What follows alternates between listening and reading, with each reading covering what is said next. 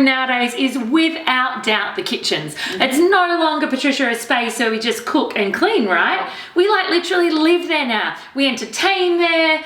We do homework there. You work in your kitchen sometimes. It's a technology hub as well as a place that we feast and nurture those that we love. Yeah. So we have Patricia from patricialohan.com with us today to talk about all things feng shui. Feng shui last time, feng shui this time, in regard to our kitchens. Because I hear that there are some interesting elements in regard to feng shui. So you guys work on the whole concept of fire, water, air. So feng shui is acupuncture for your home, essentially. Ooh. And it is a way of making sure that the energy is running through your house so that you're happy and healthy. So, for example, if you go to an acupuncturist, they check your chi, they kind of go, and they work with your meridians. And they work with your meridians. And that's exactly what we're doing when it comes to feng shui in your home. So we're just like checking the energy and the meridians of your house. With your kitchen, there's a few things, and the kitchen is there's a lot of fire there because you've got your stove, your oven, all of that. Your microwave, anything. It's like there's a lot of heat in that area, and it is associated with prosperity. So it may not necessarily be your prosperity area, but it is an area that is important in terms of. Does that mean I should work in the kitchen? No. If you have an office, close to the tea. It's close to the tea. Yeah, you can do. Okay, like there's no rules. Sorry, I interrupted. And actually, in terms of like sitting where you want, you just sit where it feels good for you. That's a really big one. But in your kitchen, there's a few things that I would be really wary of. Number one, keeping your counter spaces as clear as possible. Because clutter in those areas is like cluttering your prosperity, like cluttering the opportunities. Do you mean just on your benches or even like in your pantries? Oh my God, well, in your pantries, I would highly recommend just organizing them, doing a big declutter. Like, what are the things? Do you have flour that's like 3 years old in the back cupboard? Don't answer that, it's okay. You don't have to bear all. I haven't seen her pantry yet. No, not yet. I closed the doors when she walked in.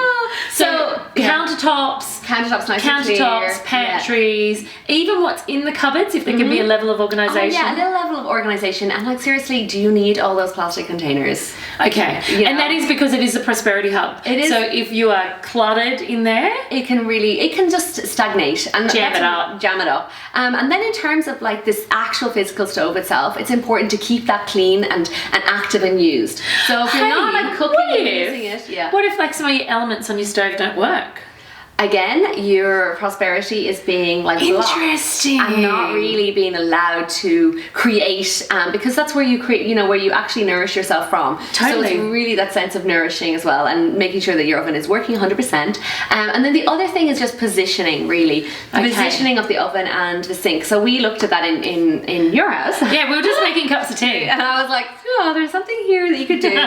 So essentially, water is also going to be, you have your sink in your kitchen, and one of the things is that fire energy of the stove, which is associated with prosperity, can get put out by the energy of the sink. So it's like water puts out fire. Absolutely. So to just eliminate that energy, what we would do is we would just, so if they're side by side, for example, if the stove is here and the sink is right beside it, between them you would just put like a plant, just like a little plant, something green in between there. So what happens is the water tops up the plant. The water tops up the plant, it feeds the energy of the plant, and then the herbs, perfect. That's perfect. Or a small, like if you have like a container for your washing utensils or your soaps, you could definitely put that into that, or like a green soap. Or what about a timber container? Would that work? No, because it's not alive.